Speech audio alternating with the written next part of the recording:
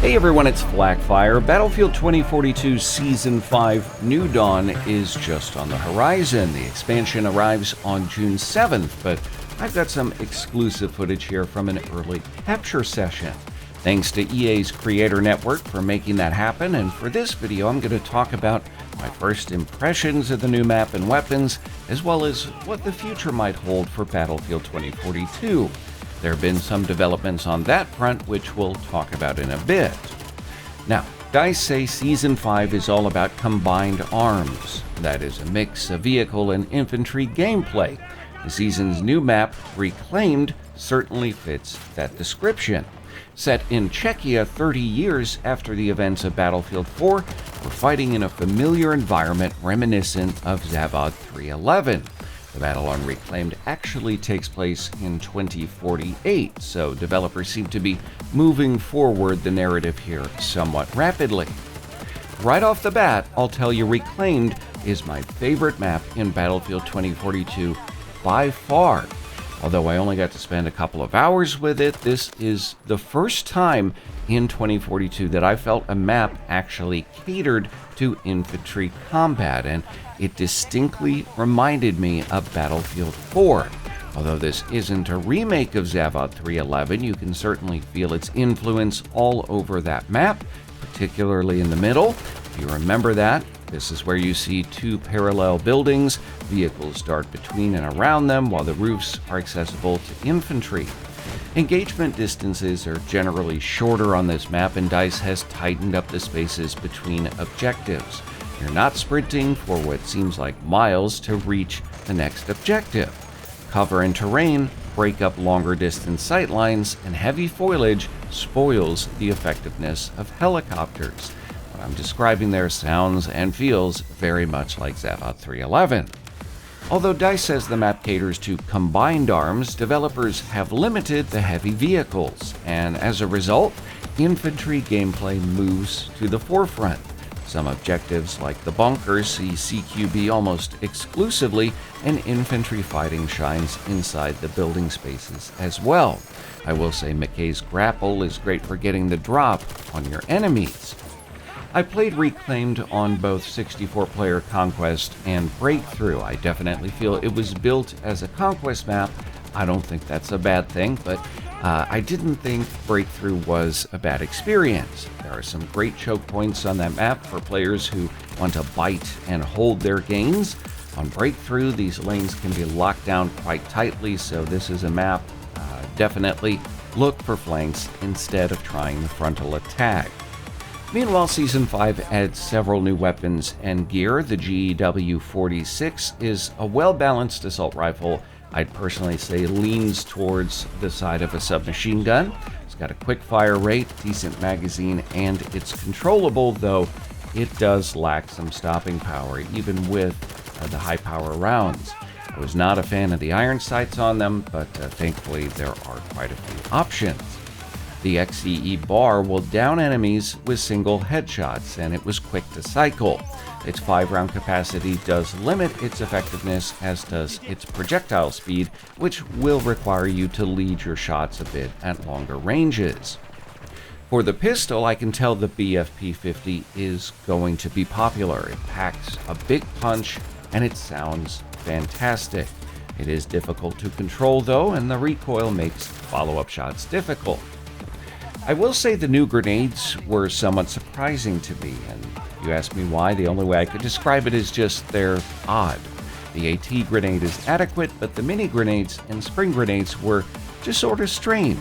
I didn't get a chance to test them in detail, but mini grenades do minimal damage. I was initially worried they would prove spammy since you are given 3 of them, but the damage was such that they are useful primarily for things like suppressing enemies.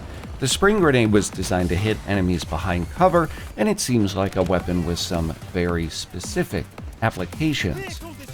As usual, Season 5 brings with it a battle pass, complete with 100 tiers of free and paid unlockable content. All of the weapons and gear reside in the free tiers, while paid tiers include things like cosmetics and experience boosters.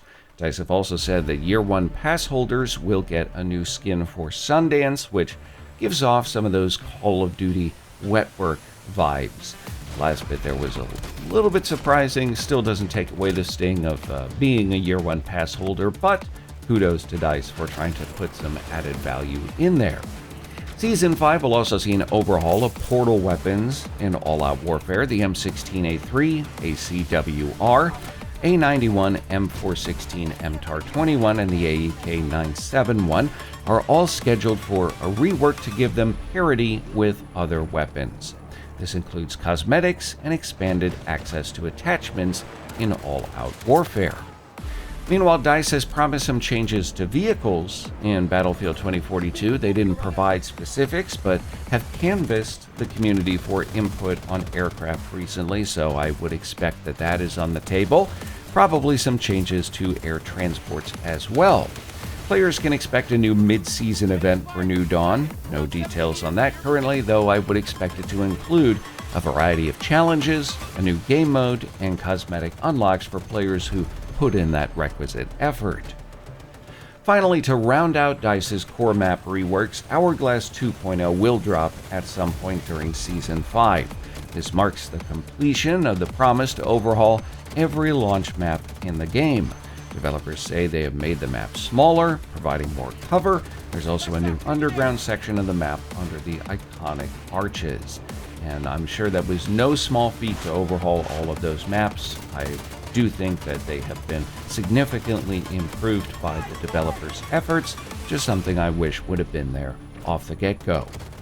Although little has been promised beyond Season 5 for Battlefield 2042, developers say they are, quote, working through the best ways to bring new content and experiences, end quote, to the player base.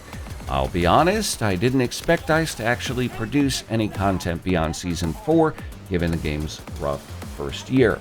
Season 5's content has been, to me, a pleasant surprise. I do think Reclaimed will re-energize the player base because of its connection in setting and gameplay to Battlefield 4. I expect there to be a lot of dialogue around that. I do think the community sentiment has turned a corner in Battlefield 2042.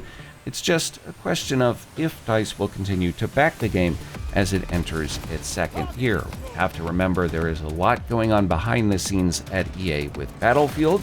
Other studios are working on separate experiences, including Ridgeline Games, who are supposedly developing a narrative experience. Remember, DICE did not directly announce a second year of content, which means they are free to walk away at any time. I would like to see more of a commitment here. Again, if you want people to buy your game, you need to make sure that you support it. Overall, though, I loved my time with Reclaimed and the new stuff in Season 5, and I want to reiterate, for the first time in 2042, it still felt like classic Battlefield 4. And hopefully when you get your hands on the expansion, you'll feel the same way. Still, as with Season 4, I found myself just wanting more. It has been somewhat of a disappointment to see all of the expansions for Battlefield games just pared down over the years. It's really nice to see multiple maps and expansions moving forward in the future. In the meantime, what do you think of the content you've seen for Season 5? What are your thoughts on Reclaimed? Tell me down below in the comments. If you enjoyed this video, leave a like. If not, a dislike. Make sure to subscribe, tap the bell for the latest updates on everything Battlefield. And if you want to support the channel, keep your money, share this video. That goes a long way at helping us out. As always, thanks for watching.